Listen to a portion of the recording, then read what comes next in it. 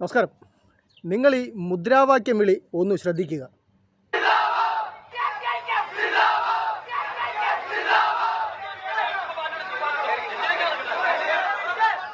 മൂവാറ്റുപുഴ നിർമ്മല കോളേജിൽ നിസ്കരിക്കാൻ പ്രത്യേക സ്ഥലം ആവശ്യപ്പെട്ട് കോളേജ് പ്രിൻസിപ്പലിന്റെ ഓഫീസ് ഉപരോധിച്ച് വിദ്യാർത്ഥികൾ. MSF, SFI അടക്കമുള്ള വിദ്യാർത്ഥി സംഘടനകളിൽ പ്രവർത്തിക്കുന്ന വിദ്യാർത്ഥികളാണ് പ്രിൻസിപ്പാളിന്റെ ഓഫീസിന് മുമ്പിൽ കുത്തിയിരുന്ന് മുദ്രാവാക്യം വിളിച്ചത്.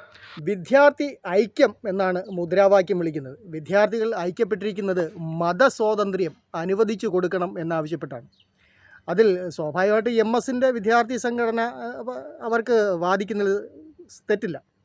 കാരണം അവരൊരു മതത്തിലധിഷ്ഠിതമായ പാർട്ടിയുടെ വിദ്യാർത്ഥി സംഘടനയാണ്. പക്ഷേ അക്കൂട്ടത്തിൽ വന്നവരാണ് ഏറ്റവും വിചിത്രം. നമ്മുടെ SFI-ക്കാർ മതമില്ല, മതം മനുഷ്യനെ മയക്കുന്ന കറുപ്പാണ് എന്ന് വിശ്വസിക്കുന്ന അല്ലെങ്കിൽ പറഞ്ഞ തത്വചിന്തകൻ്റെ പിന്മുറക്കാരാണ്. മത സ്വാതന്ത്ര്യം, അതും പ്രത്യേകിച്ചും കോളേജിൽ വേണമെന്നാവശ്യപ്പെട്ടുകൊണ്ട് മുൻനിരയിൽ നിന്ന് സമരം ചെയ്യുന്ന SFI-ക്കാർ എന്തായാലും വളരെ വിചിത്രം തന്നെയാണ്.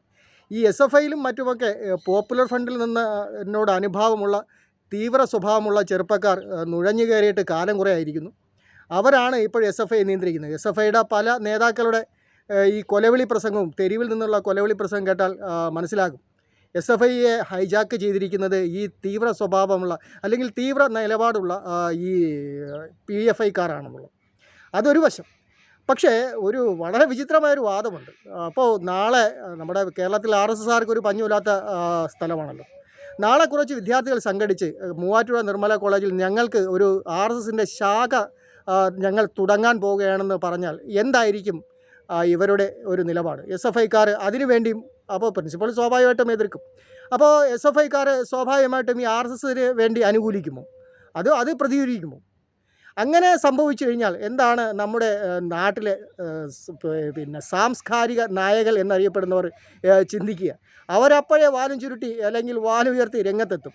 കേരളത്തിൻ്റെ മതേതരത്വം തകർന്നു, കേരളം അപകടാവസ്ഥയിൽ എന്നൊക്കെയുള്ള വീര ഫേസ്ബുക്ക് പോസ്റ്റുകളും അല്ലെങ്കിൽ കവലപ്രസംഗങ്ങളും അവർ ഓടി നടന്ന് സംഘടിപ്പിക്കും. പക്ഷേ നിസ്കാരത്തിന് സ്വാതന്ത്ര്യം കൊടുക്കണം എന്ന ആ കോളേജിൽ നിസ്കാരത്തിന് അനുവദിക്കണമെന്നാവശ്യപ്പെട്ട സമരം ചെയ്യുന്നവർക്കെതിരെ ഒരു അക്ഷരം പോലും ഉരിയാടാൻ നമ്മുടെ സാംസ്കാരിക നായകൾ എന്നറിയപ്പെടുന്നവർക്ക് കഴിയുന്നില്ല. കാരണം അവരുടെ അണ്ണാക്കിൽ പിരിവെട്ടിയിരിക്കുകയാണ്. ഒരുപക്ഷെ RSSകാരൻ സംഘടിച്ച് ഞങ്ങൾക്കും വേണം മതസ്വാതന്ത്ര്യം, ഞങ്ങളിവിടെ ഒരു ശാഖ നടത്താൻ പോകുന്നു എന്നൊക്കെ പറഞ്ഞാൽ അപ്പോൾ കാണാം നമ്മുടെ സാംസ്കാരിക നായകരുടെ തനിനിറം. ഇപ്പോൾ തീർച്ചയായിട്ടും ഇതൊരു ഒളിഞ്ഞുകയറ്റമാണ്, ഇതൊരു സിഗ്നലാണ്.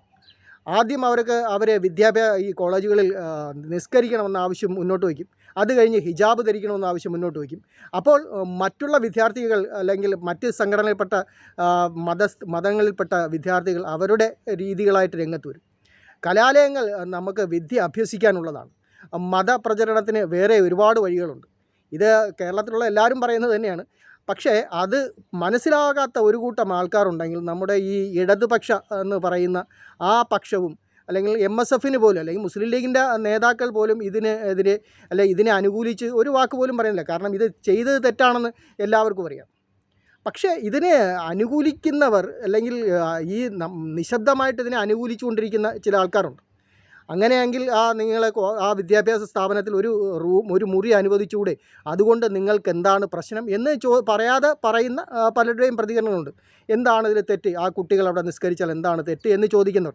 ചുറ്റുപാടും 2-3 മോസ്കുകളുള്ള ഒരു പ്രദേശമാണ് ഈ മൂവാറ്റുപുഴ നിർമ്മലഗിരി കോളേജ്. അവിടെ പോയി നിസ്കരിക്കാതെ എന്തുകൊണ്ട് കോളേജിന് മുറിക്കകത്ത് തന്നെ നിസ്കരിക്കണമെന്ന് ചോദിച്ചു കഴിഞ്ഞാൽ ഇത് നമ്മുടെ മതസ്വാതന്ത്ര്യമാണ്. ഹിജാബ് ഇട്ട് വരാൻ നമ്മൾ അനുവദിക്കണം. ഈ ഇടയ്ക്ക് ഒരു വാർത്ത വായിച്ചു. ഹിജാബ് ഇടാൻ സമ്മതിക്കാത്തതുകൊണ്ട് ഒരു കൂട്ടം വിദ്യാർത്ഥിനികൾ അവരുടെ പഠിപ്പ് അവസാനിപ്പിച്ചു വീട്ടിലിരിക്കുന്നു. മതം എന്താണ് നമ്മൾ ഇതുവരെ പഠിച്ചത്?